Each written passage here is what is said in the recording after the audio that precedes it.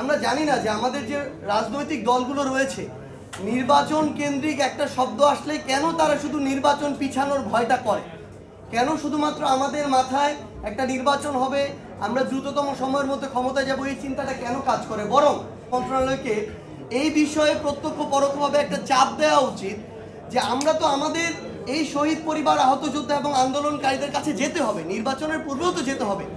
তখন যেন আমরা বলতে পারি যে আমরা ঐক্যবদ্ধভাবে খুনি হাসিনার বিচার নিশ্চিত করে এসেছি, বাকিদের বিচারও নিশ্চিত হবে।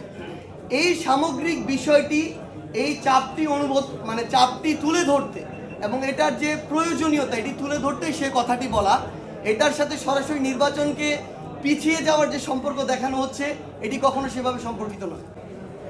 আর দেখুন, সবচেয়ে গুরুত্বপূর্ণ বিষয় হচ্ছে যখন আমার হাজারের উপর মানুষকে এভাবে হত্যা করা হয়েছে, এখনো আমাদের মায়েরা, বাবারা তাদের সন্তানের লাশ কোথায় দাফন করা হয়েছে, কোথায় আছে এটা খুঁজে বেড়াচ্ছে। এবং সে সময় পরিপ্রেক্ষিতটা এমন ছিল যে আমরা রায়ের বাজারের সেই কবরস্থানে গিয়েছি যেখানে শতাধিক লাশ বেওয়ারিশভাবে দাফন করা হয়েছে, অথচ তাদের প্রত্যেকেরই ওয়ারিশ রয়েছে। আমাদের সামনে দুইজন মা, শহীদের মা, অঝরে কান্না করছেন।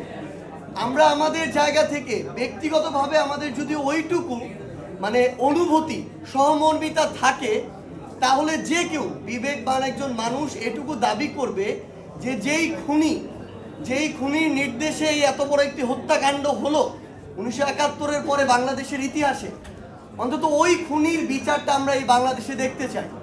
আমি শুধু আমার ওই শহীদের মা যে কথাটি বলেছেন, আমি সেই কথাটি আমার মুখ দিয়ে আপনাদের সামনে তুলে ধরেছি পুরো বাংলাদেশের কাছে।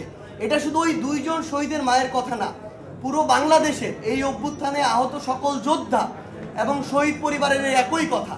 এবং এটি আসলে